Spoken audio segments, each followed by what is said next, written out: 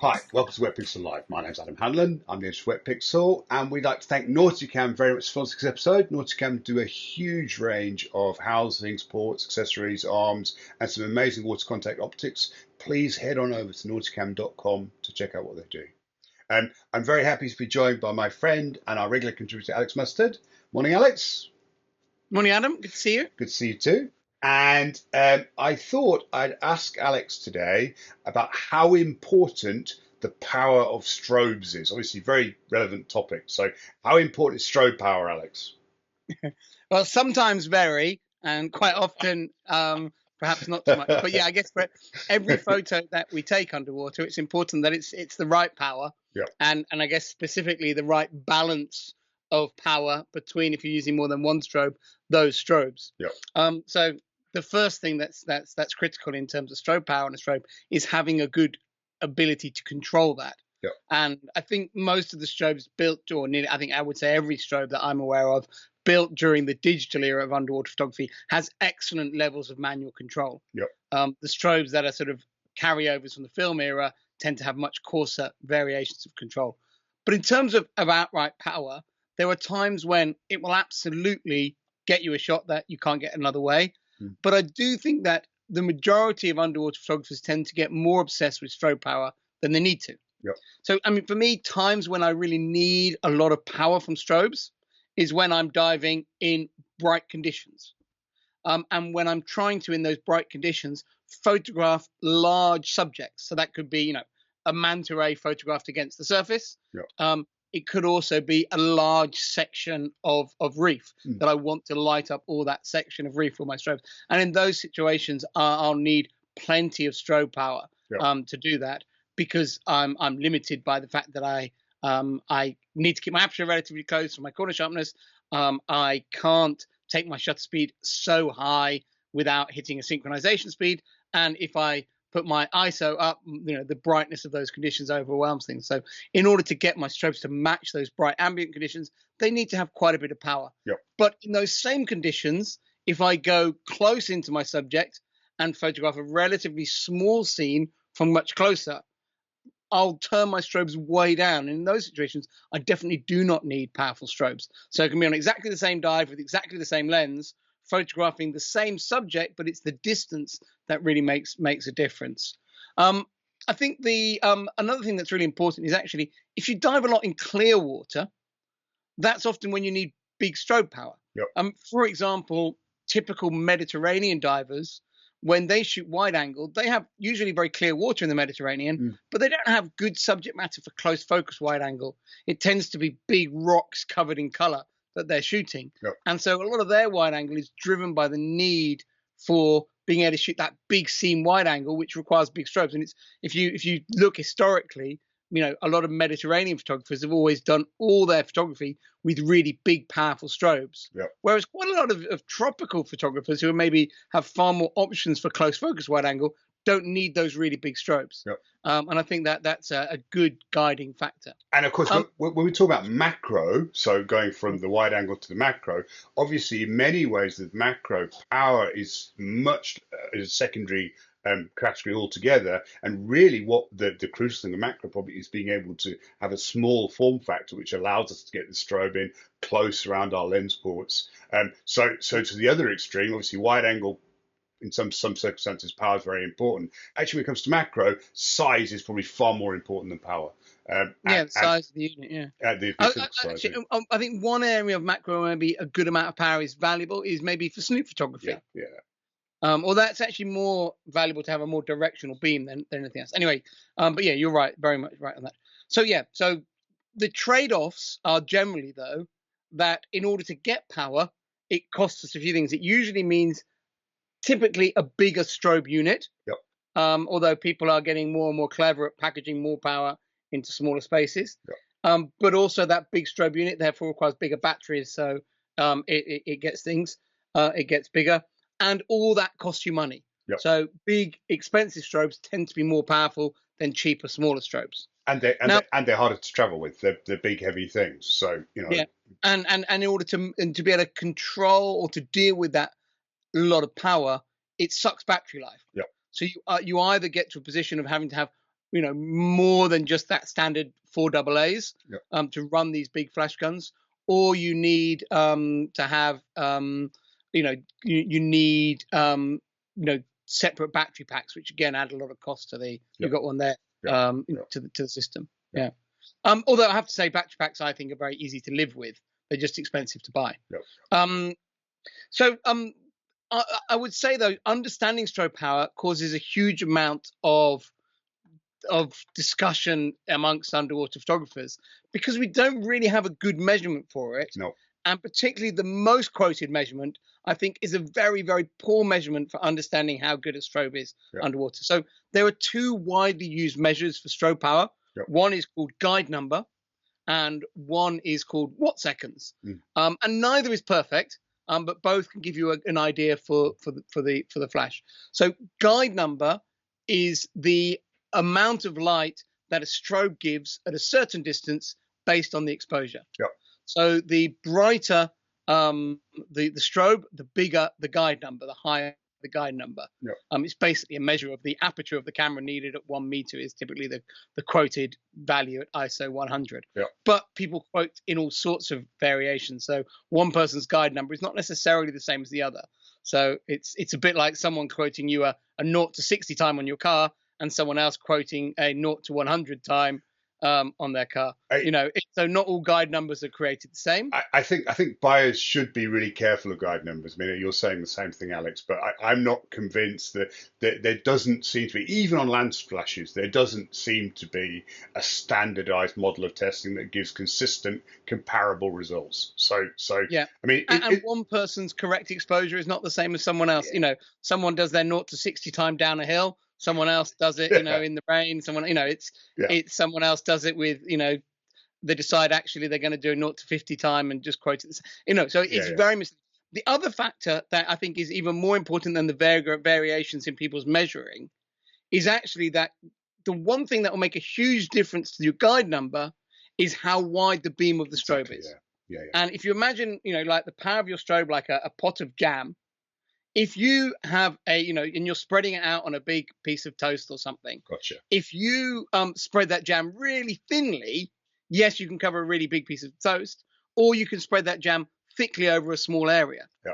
And so the person with a small pot of jam can cover a complete piece of toast, but it's very thin. The person with a big pot of jam can have a thick layer of jam on their toast. Yeah. And both can say, look, I can cover my toast. Yeah. And so guide numbers can be deceiving from this point of view. So if you make a flash gun narrower, your guide number, you have to spread the jam less widely, and you will get a higher guide number from your flash gun. Yep. And I think that's where a lot of the guide number can be really misleading, because as underwater photographers, we shoot a lot with wide lenses, we shoot a lot close, and as a result, we need wide coverage strobes. Yep. Yet if a manufacturer makes a narrow coverage strobe, they can show off about having a higher guide number than someone else. Yeah, and within one brand, for example, I don't think it's not really our place to compare one brand to another here. But there was famously one brand who made a very, very, very good wide-angle strobe, and everyone loved it in the industry. They then made a relatively cheap consumer-level strobe, which had a very poor quality of light. But they spent ages showing off as how their small, cheap strobe was as powerful as their big strobe because it had the same guide number. And every good photographer was like, I wouldn't use that cheap strobe at all because it's got horrible quality of light, because it's basically they've created the same guide number by taking a strobe and making it narrower. So they can use a less powerful strobe and have the same center frame exposure, but very much a hotspot. And anyone who's shot wide angle underwater knows that what you want is to light everything evenly, not to have part of the scene lit with a very strong hotspot. So guide number is actually, I think, very misleading from that perspective. Much better to look for another measure. So the other measure that you can measure strobes by is watt seconds, which is a measure of the energy output of the system, of the flash system. And it's not perfect because energy, different strobes do convert that energy into light with slightly different efficiencies, with slightly differently shaped reflectors, with slightly differently shaped tubes, and all those things can make a big difference to the actual end result of the lighting. But it's probably a more robust measure of what the output of the strobe is. I think another problem with watt seconds, though, is, again, not everyone is necessarily quoting it fairly. Some people might quote a measured watt seconds.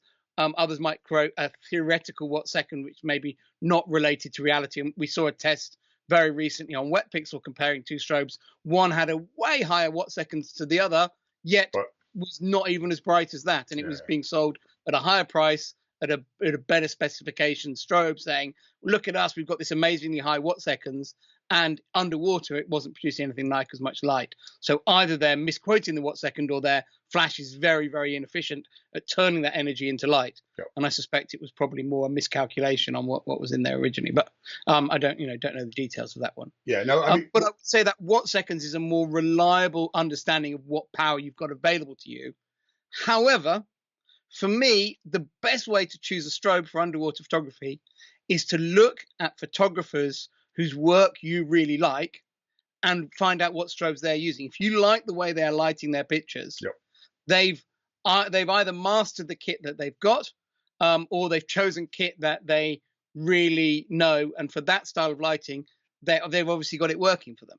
So, I mean, that for me has always been my go-to is, look at the people who you think consistently light their pictures really well in a style that you would like to emulate, and find out the gear that they're using.